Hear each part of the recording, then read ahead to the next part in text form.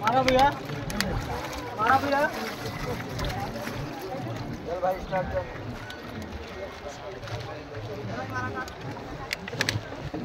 इकडचं सीन छान आहे।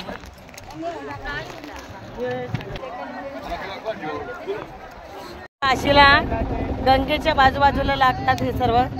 केदार घाट, हा केदार घाट, लाली घाट, हा लाली घाट, असे काशीमध्ये गंगा किनारी सगळे घाट लागलेले दिसते। हा लाली घाट, त्याच्यानंतर तो तिकडे हरिश्चंद्र घाट।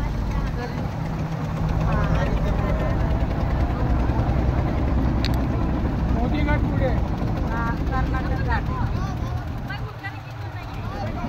अरे यार थोड़ा मालूमात दे दो, कौन बताएगा?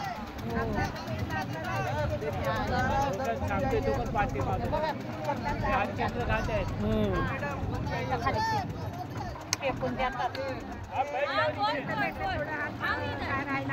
हे बघा हरिश्चंद्र घाट आहे इथे। हरिश्चंद्र राजाने आपल्या स्वतःच्या कबुली देण्यासाठी स्वतःच्या मुलाला इथे त्याने जाळलं होतं त्या हरिश्चंद्र घाटावरती। ते बघा तिकडे आहे ते। देखो जो लोग बोलेगा मैं बोलना बंद, घाट के बारे में बताना बंद कर दूंगा, ठीक है? बात नहीं करने का। तर ते कधीच बंद नाही राहत, नेहमी जळत असतं। राजा हरिश्चंद्र घाट, राजा अयोध्या के राजा हरिश्चंद्र स्वप्न विश्वामित्र को सब राजपाट दान देने के बाद उन्होंने यहाँ पर डेड बॉडी ने काम किया था।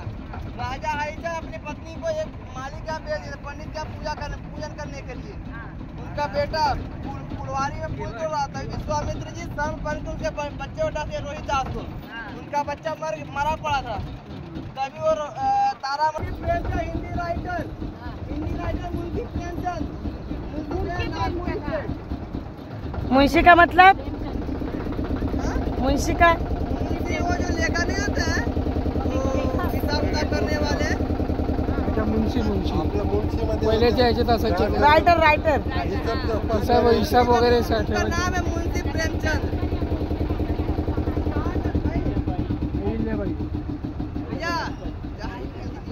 अहिल्याबाई घाट,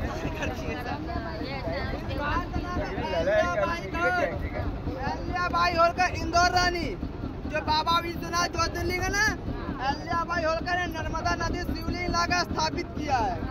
पहली बार स्थापित किया। अहिल्याबाई होलकर से बाबा विश्वनाथ का स्थापना हुआ है। जो पहले था वो बोलते ज्ञानवापी मस्जिद में है। इथून पण शॉर्टकट आहे आपल्या इथे जायला।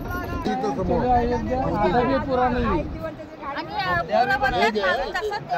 कुछ भी नहीं तैयारी, अभी आए थे तो क्या तो भगवान संग प्रोहित होकर बोले जिस तरह मैं इस मणि और कान कुंडल के लिए जल रहा हूँ, ये स्थान शमशान भूमि हो जाएगा।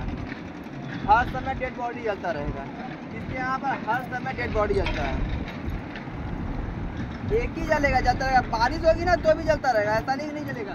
और जो 12 बजे के बाद रात को 12 बजे लेडीज या जेंट्स जिसकी भी डेड बॉडी जलेगी वो बाबा विश्वनाथ ज्योतिर्लिंग को भस्म मारती है। जो भस्म होता है ना वो भस्म मारती होती है।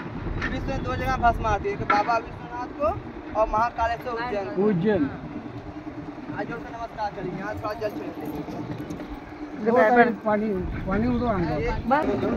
तिथंच बोलला की आई मी तू जन्म दिला मला, तर तुझ्यासाठी मी मंदिर बांधले, मी ऋण माझे फिटले। आणि त्याला गर्व झाला। मंदिर बांधलं पण आईला ज्या क्षणी बोलला तो असा, तेव्हा तो मंदिर एकदम तिरपा झाला त्याचा।